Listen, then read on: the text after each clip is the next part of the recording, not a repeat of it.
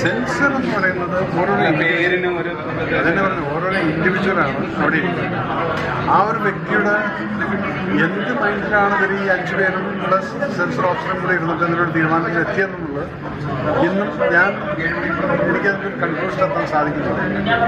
ഈ ഒരു 5 വ്യക്തികൾ എടുക്കുന്ന ഒരു തീരുമാനം ഒരു രാഷ്ട്രത്തിനെ തന്നെ ബാധിക്കുന്നു എന്നൊക്കെയാണ് പറഞ്ഞത്. ഒരു സിനിമയെക്കുറിച്ച് സംഭവിച്ചത് ആ സിനിമ എത്ര ദിവസം ഡിലേ, എന്തെല്ലാം ഫൈനാൻഷ്യൽ ഇംപ്ലിക്കേഷൻസ് വന്നിട്ടുണ്ട്. സോ അങ്ങനെ നോക്കിക്കഴിഞ്ഞാൽ ഞാൻ എൻ്റെ കീർത്തി ചക്ര ചെയ്ത സമയത്ത് അതിനകത്ത് ഒരു റേപ്പ് സീക്വൻസ് ഉണ്ട്. 10-15 മിനിറ്റോളം റേപ്പ് സീക്വൻസാണ്. അന്ന് ആ സെൻസർ ബോർഡിൽ എൻ്റെ ഏറ്റവും വലിയ ടെൻഷൻ അതായിരുന്നു. ഞാൻ റേപ്പ് സീക്വൻസുള്ള പ്രശ്നമില്ല, പക്ഷെ അന്ന് സെൻസറിലിരുന്ന ഓരോരുത്തരും ലേഡീസും ജെൻസും എല്ലാവരും പറഞ്ഞു റേപ്പ് നിങ്ങൾ കട്ട് ചെയ്ത്. കാരണം ആ റേപ്പാണ് നമുക്ക് അത്രയധികം ആ ഹീറോ അവിടെ വന്നിട്ട് ആ വില്ലന്മാരെ കൊല്ലണമെന്ന് തോന്നുന്ന രീതിയിൽ. എന്നാൽ അതിനകത്ത് യാതൊരു വിധത്തിലുള്ള വൃത്തിയോടും ആ റേപ്പിനകത്ത് ഞാൻ കാണിച്ചിട്ടുണ്ട്.